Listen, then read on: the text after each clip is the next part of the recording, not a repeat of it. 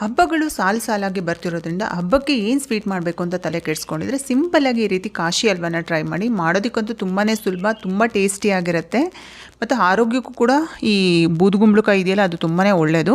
ಬ್ರಾಹ್ಮಣರು ಮನೆಯಲ್ಲಿ ಮದುವೆಗಳಿಗೆ ನೀವೇನಾದರೂ ಅಟೆಂಡ್ ಮಾಡಿದ್ರೆ ಅಲ್ಲಿ ಕಂಪಲ್ಸರಿ ಈ ಸ್ವೀಟನ್ನು ಹಾಕ್ತಾರೆ. ಇದು ಎಷ್ಟು ಟೇಸ್ಟಿಯಾಗಿರುತ್ತೆ ಅಂದರೆ ಇದನ್ನು ತಿಂದಮೇಲೆ ಒಂದ್ಸರಿ ಆದರೂ ಮನೆಯಲ್ಲಿ ಇದನ್ನು ಮಾಡಬೇಕು ಅಂತ ಅನಿಸುತ್ತೆ. ಮಾಡೋದು ಎಷ್ಟು ಸುಲಭ ಅಂತ ಗೊತ್ತಾದರೆ ಪ್ರತಿಯೊಂದು ಹಬ್ಬಕ್ಕೂ ಕೂಡ ನೀವು ಇದೇ ಸ್ವೀಟನ್ನು ಮಾಡ್ಕೊಳ್ತೀರಾ.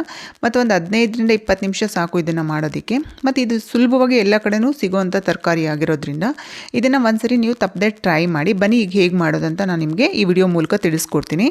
ಮೊದಲನೇದಾಗಿ ಒಂದು ಬೂದುಗುಂಬಳಕಾಯಿನ ತೊಗೊಂಬನ್ನಿ. ಸೈಜ್ ಯಾವ ಸೈಜ್ ಬೇಕಾದರೂ ತೊಗೊಂಬನ್ನಿ. ಇದರಲ್ಲಿ ನಾನು ಅರ್ಧ ಅಷ್ಟೇ ಬೂದುಗುಂಬಳಕಾಯಲ್ಲಿ ಹಲ್ವಾ ಮಾಡಿ ತೋರಿಸ್ತಿದ್ದೀನಿ. ಫಸ್ಟು ಅದನ್ನು ತೆಗೆದು ಸಿಪ್ಪೆಲ್ಲ ತೆಗೆದು ಅದನ್ನು ಒಳಗಡೆ ಇರುವಂಥ ಬೀಜ ಕೂಡ ತೆಗೆದು ನೀಟಾಗಿ ತುರಿದಿಟ್ಕೋಬೇಕು. ತುರಿದಿಟ್ಕೊಂಡಾದ್ಮೇಲೆ ಅದನ್ನು ಫಿಲ್ಟ್ರ್ ಮಾಡಿಕೊಂಡು ಅದರಲ್ಲಿರುವಂಥ ಎಕ್ಸ್ಟ್ರಾ ನೀರನ್ನು ಒಂದು ಬೌಲಲ್ಲಿ ಕಲೆಕ್ಟ್ ಮಾಡಿ ಇಟ್ಕೋಬೇಕು. ಅದು ಮುಂದೆ ಬೇಕಾಗುತ್ತೆ ಹೇಳ್ತೀನಿ. ಈಗ ಸ್ಟವ್ ಹಚ್ಚಿ ಕಡಾಯಿ ಇಟ್ಟು 2 ಸ್ಪೂನ್ ತುಪ್ಪ ಹಾಕ್ತಿದ್ದೀನಿ. ಒಂದು 1/4 ಬೌಲಷ್ಟು ಗೋಡಂಬಿನ ಹಾಕಿದ್ದೀನಿ. ನಿಮ್ಗೆ ಎಷ್ಟಾಗುತ್ತೋ ಅಷ್ಟು ಗೋಡಂಬಿನ ಹಾಕ್ಕೊಂಡು ಕೆಂಪಾಗೋವರೆಗೂ ಚೆನ್ನಾಗಿ ಹುರ್ಕೊಂಡು ಅದನ್ನು ಬೇರೆ ಬೌಲಲ್ಲಿ ಎತ್ತಿಟ್ಕೊಳ್ಳಿ. ಈಗ ಅದೇ ಕಡಾಯಿಗೆ ನಾವು ತುರಿದಿಟ್ಕೊಂಡಿದ್ದಂಥ ಬೂದುಗುಂಬಳಕಾಯಿನ ಈಗ ಹಾಕಿ ಒಂದು 5ರಿಂದ 6 ನಿಮಿಷ ಚೆನ್ನಾಗಿ ತುಪ್ಪದಲ್ಲಿ ಫ್ರೈ ಮಾಡಬೇಕು.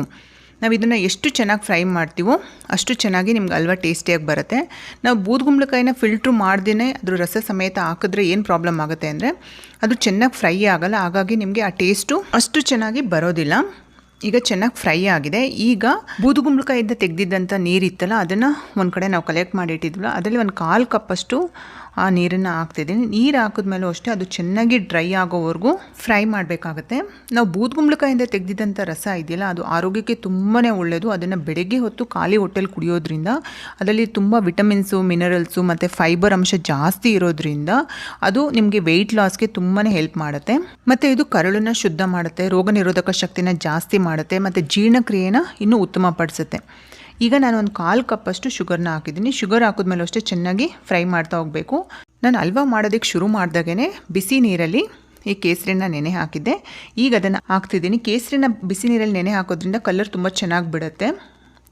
ಮತ್ತು 1 ಸ್ಪೂನಷ್ಟು ಏಲಕ್ಕಿ ಪೌಡ್ರನ್ನ ಹಾಕಿದ್ದೀನಿ. ಕೇಸರಿ ಕೂಡ ನಿಮ್ಗೆ ಆಪ್ಷನಲ್ಲು, ಹಾಕಿದ್ರೆ ಹಾಕ್ಬೋದು, ಇಲ್ಲಾಂದರೆ ಅವಶ್ಯಕತೆ ಇಲ್ಲ.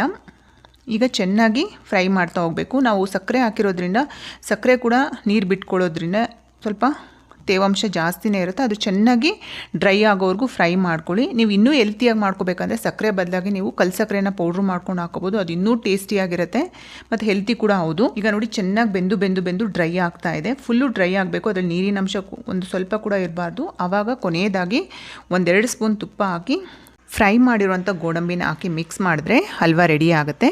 ಈಗ ಸ್ಟವ್ ಆಫ್ ಮಾಡಿ. ಈ ರೀತಿ ಸ್ವೀಟ್ ಮಾಡೋದಿದೆಯಲ್ಲ ತುಂಬಾ ಸುಲಭ ಮತ್ತು ಇದು ಟ್ರೆಡಿಷ್ನಲ್ ಸ್ವೀಟ್ಗಳಲ್ಲಿ ತುಂಬಾ ಫೇಮಸ್ ಆಗಿರುವಂಥದ್ದು. ಹಬ್ಬ ಬಂತು ಅಂದರೆ ಯಾವಾಗಲೂ ಒಂದೇ ಥರ ಸ್ವೀಟ್ ಮಾಡೋ ಬದಲು ತುಂಬ ಸಿಂಪಲ್ ಆಗಿರುವಂಥ ಇಂಥ ಸ್ವೀಟ್ಗಳು ತುಂಬಾ ಇದೆ. ಅದರಲ್ಲಿ ಈ ಕಾಶಿ ಹಲ್ವಾ ಕೂಡ ಒಂದು. ಇದನ್ನು ಟ್ರೈ ಮಾಡಿ, ತುಂಬ ಟೇಸ್ಟಿಯಾಗಿರುತ್ತೆ.